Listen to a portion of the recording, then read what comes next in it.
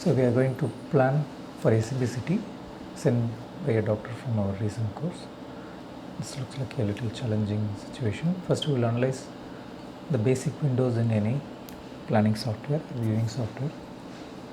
The first window is a 3D reformatted window.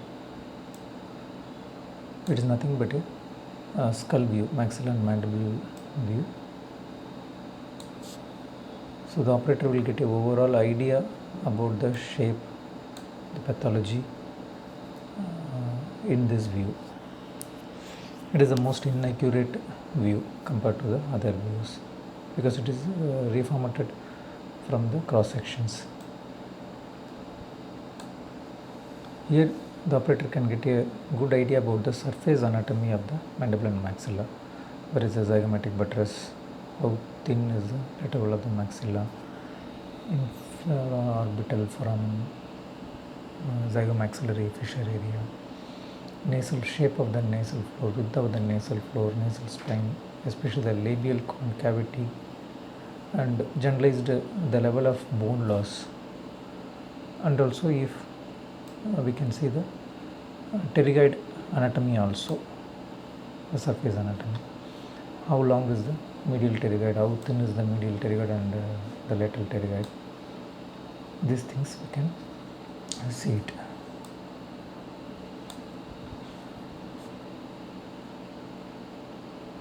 So this is the lateral pterygoid, this is the medial pterygoid, this is the hamular notch, this is the greater palatine foramen.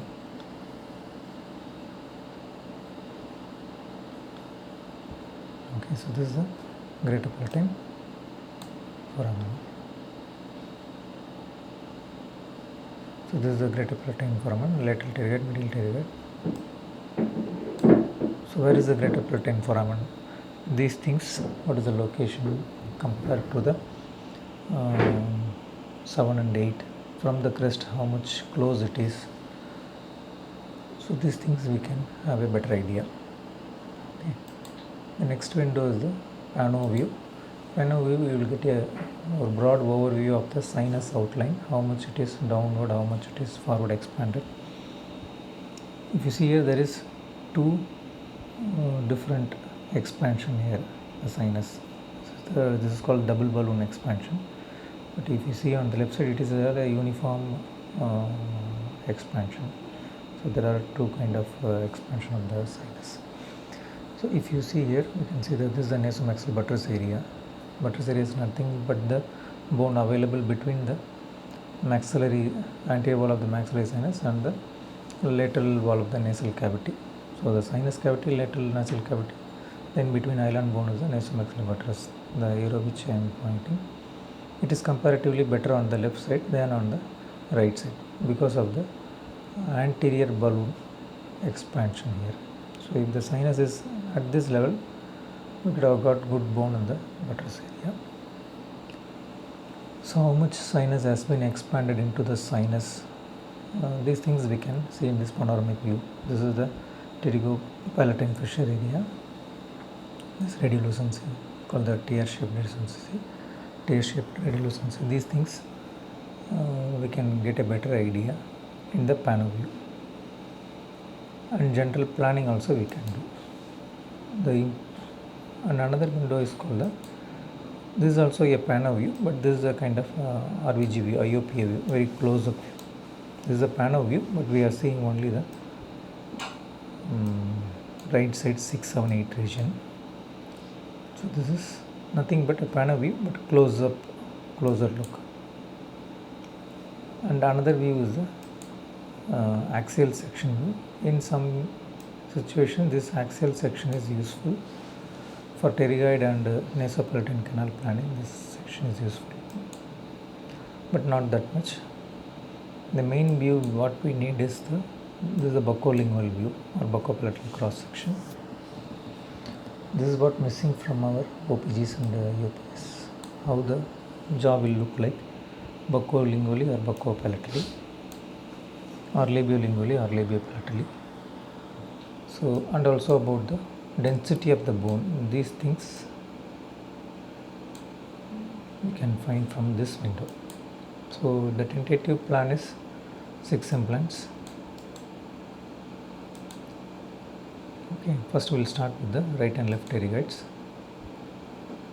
So this is the right pterygoid anatomy. It looks like a straightforward situation. There is a lot of tuberosity bone is there. The sinus expansion is not very much severe in the height wise, but here in this area between this hamular notch, this is the hamular notch, and the sinus wall, there is little space. Through this bone only, we are going to go and engage the buttress. So the sinus expansion you have to see in two levels, in this level and also near the pterygoid hamular notch level. Okay. Starting is not an issue because starting the drilling in the tuberosity got a lot of bone, not an issue, but correctly the drill should go in this island. If the drill goes here, we will go into the sinus. The drill goes here, it may be it will become like a tuberosity implant. This weak tuberosity will crack. So how to get correct engagement in this island? This island is, after drilling for 5 mm, take IOPA, so you will get an idea. If necessary, we can change the direction. So this is the distal angulation. Distal angulation part is over. The distal angulation should make sure that it is engaging, it is going through this area and engaging this buttress. So our target area is from here to here. This is the end of the hamular notch. This is the starting of the radial sensi, but we don't have to go till here. Just above the hamular notch, up to 1 centimeter it is possible. Okay, this is our target area. Starting is usually 10 to 12 mm from the hamular notch. We will measure. So from the distal end of the tuberosity to the starting point, usually it is around 10 to 12 mm. It will vary, but wood bone cases it is the norm. This is enough. Okay. So distal angulation we have freezed. The starting point we have freezed. The only thing remaining is how much medially we have to tilt, that we can analyze only in the buccolingual cross section. So the buccopalatal cross section looks interesting. We'll see the anatomy first. This is the lateral pterygoid, this is the medial pterygoid, this is the pterygoid fossa. This big space is the infratemporal fossa. This is the nasal cavity, nasal septum. This is the oral cavity. This is the tongue. This grey tissue is the palatal gingiva. Okay. So this is the crestal bone, tuberosity bone, which is very less dense. We can see the value, no, 57 minus 57 in the lower left corner. So beyond this, the density is increasing. Okay, as we reach the junction, still around 400, 500. Okay, not very it's not like 1000. Many patients will have 1000, 1200. This patient has only 500 to 600. Okay, but it's a decent bone. So this view, we will get to know how much medially we have to angulate and what challenges we will get. The one feature of this patient is the palatal concavity is there, the tuberosity. It is similar to the hourglass mandible. So it is constricted here. Here the width is wide. In case the operator starts now close to palatal here, we may come out here. Okay, we may come out into the soft tissue. So for this patient, we may have to start now a little buccal to the mid crestal. It is the mid buccal. Slightly buccal to the crest we have to start. And there is one more option is also that we can do a little bit of alveoplasty. This undercut becomes obliterated, becomes very clear. Okay. For example, if we start from here, we will start from here because we see, with our eyes we will see this much width, so we will start from the crest. But if we start from the crest, we will enter this undercut. But if you do alveoplasty till here. See, for example, like this. Okay, so now you will start mid crest it is from here, which is actually correct. Okay, so either you have to do alveoloplasty for 3 mm and then start from the mid crestal, or don't do alveoloplasty or start from the little buccal. Otherwise what will happen, the drill will go into here, or imagine this is a drill here, and if you place the implant, that implant won't get any stability. This weak bone will get cracked. This is the reason for some doctors telling this distopalatal piece of the tuberosity is cracking and it is moving. Failure to recognize this undercut is the reason. And one more thing is, you have to elevate the flap and expose this undercut a little bit. You will get an idea, and keep the elevator here, so that during drilling, if the drill goes close to the elevator, it will wobble. You will hear the metal sound. So this is also one more trick is there. Okay. So either do alveoplasty completely here, or we can remove this part of the bone only. This excess part of the bone only you can remove. That is also one option. Okay. So the tentative length will be around 18 mm. Usually it is around 16 to 18 mm. Most of the time the pterygoids are 16 to 18 mm. Okay. So we'll go for the left pterygoid. The left pterygoid is little more challenging than the right pterygoid. What is the reason? Huh? What is the reason?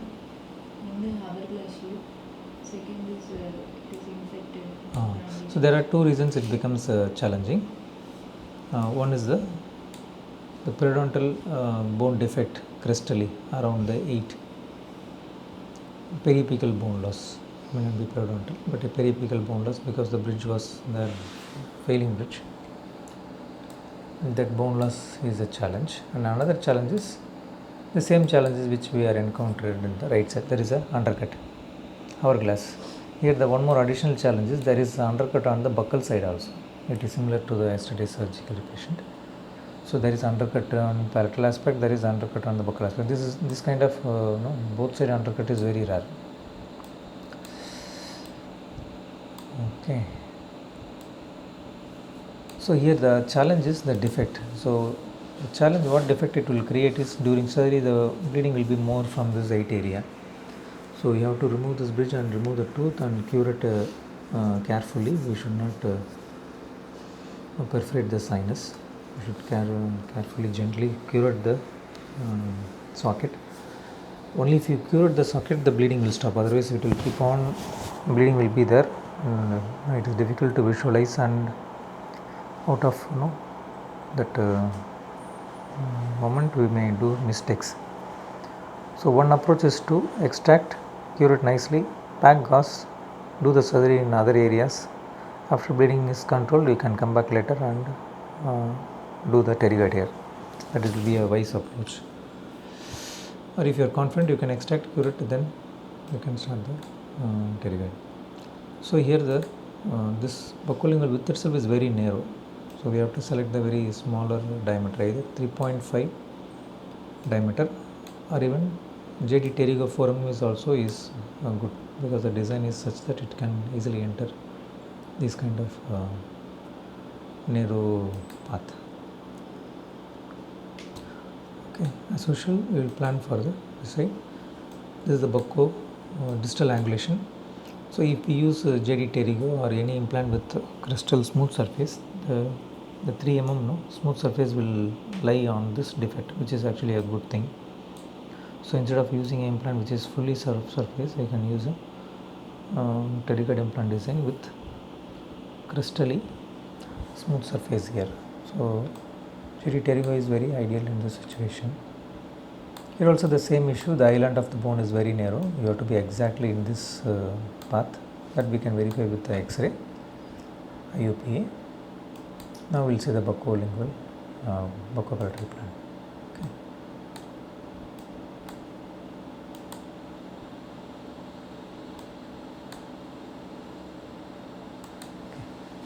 So this is a lateral pterygoid, medial pterygoid. What is this space? Pterygoid fossa. This space? Infratemporal fossa. Okay.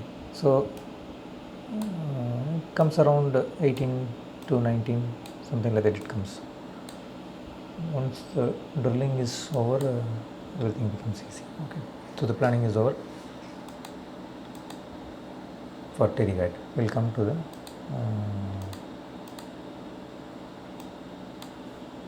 right tilted.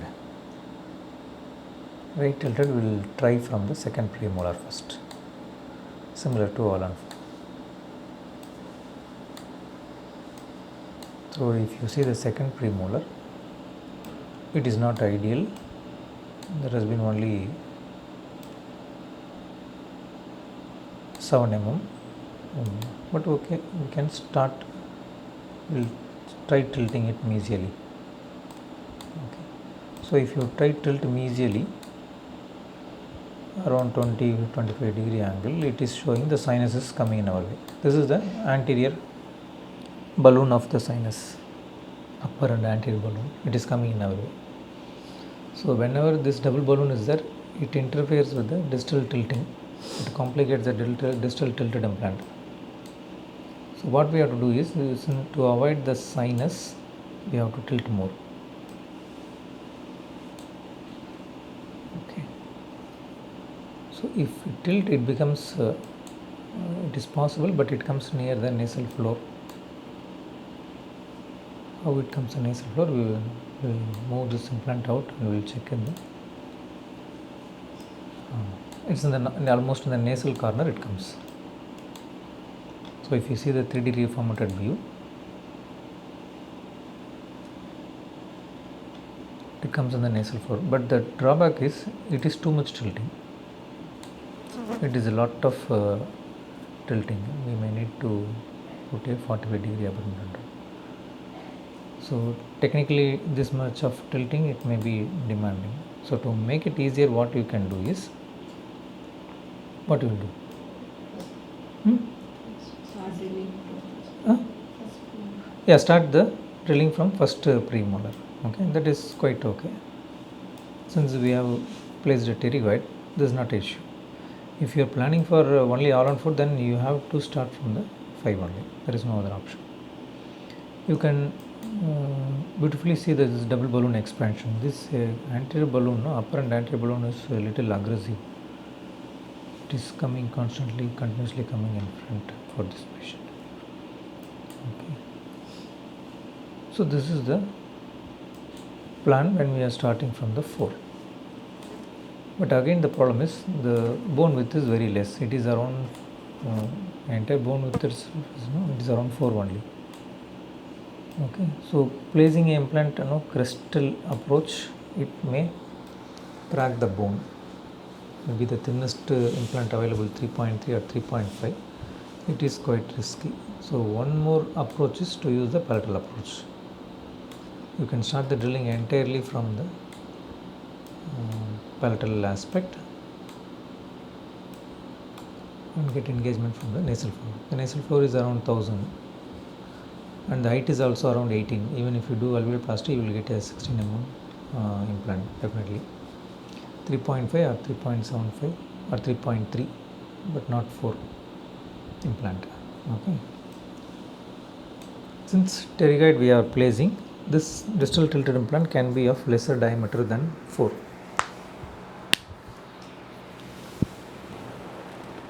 If you are not placing pterygoid, the distal implant should be of minimum diameter 3.7 or 4 or more. Okay, so distal implant should never be of 3.3 or 3.5 if you are not adding pterygoid.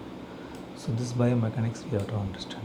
The moment you add pterygoid, the distal tilted implant, you can reduce the diameter, no issues, because the pterygoid is there to support the system. So this is a quite thin ridge, and in this thin ridge we can see one thing. The thickness of the ridge is almost the same till the nasal floor. It is increasing only 2 mm near the nasal floor. Till the time it is only the same width. This is one interesting anatomy. Usually as the jaw moves upward, the thickness will increase. But for this patient, it is almost like a parallel, only near the, I will draw and show. Okay, so till here it is parallel to the buccal wall, the same width, only near the nasal floor it is 2 mm extra. So this situation is quite challenging actually. Whenever this kind of parallel or tubular shape of the anterior maxilla, it is challenging, but it is doable. Now we will come to the left tilted implant. We will start from the second premolar. The crestal bone is not very much ideal to start the tilted implant from 5. Okay, because it is an empty socket and sinus is also close. Between the apex and the sinus there is only 1 mm of implant, so it may not be an ideal situation. So we will start from the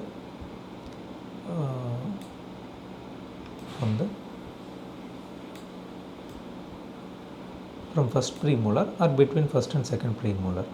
Okay,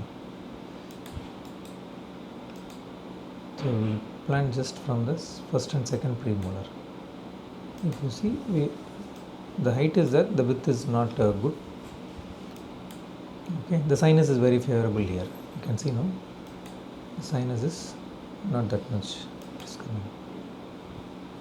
Now we will tilt the angulate the mesially. We will see what happens. Okay, so here it is coming like this. We will tilt some more. Okay. Now we have to find out where it is coming in the nasal corner or distal to nasal corner. So it is around slightly distal to the nasal corner. Okay. Catching the distal corner is better because the cortical bone quality will be very good.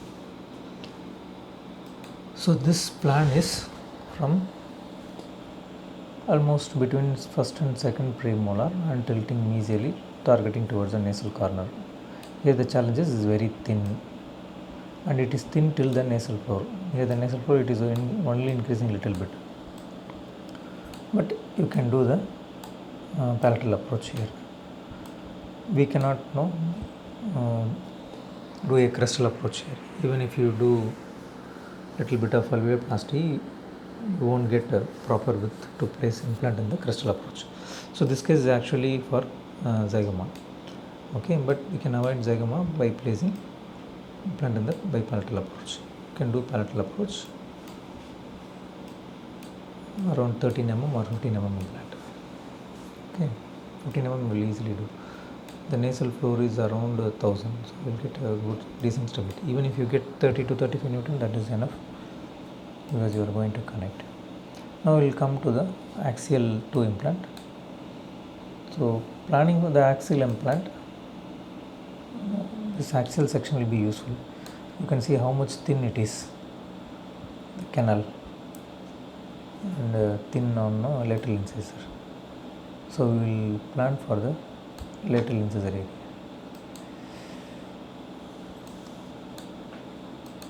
So it is very worse situation. Very thin bone. It is thin till the nasal floor. That is the challenge here. Okay. So the implant will get stability from only this 2 to 3 mm of bone. It will be very much technique sensitive doing palatal approach in this situation. Okay, so it will be the same on both sides as we saw already. The anatomy is very unfavorable for this patient for palatal approach in the 1-2 and 2-2 area. Okay. We will measure the ridge width. So the ridge is around 1 mm here. In the mid level, it is around 2.6 or 2.7. Even in the nasal floor area,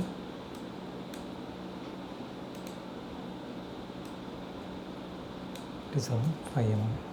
So it is very tricky and it is not favorable. So what we will do is we will plan for the nasopalatal implant and we will skip the axial implants. Okay, the midline or nasopalatal implant is looks good,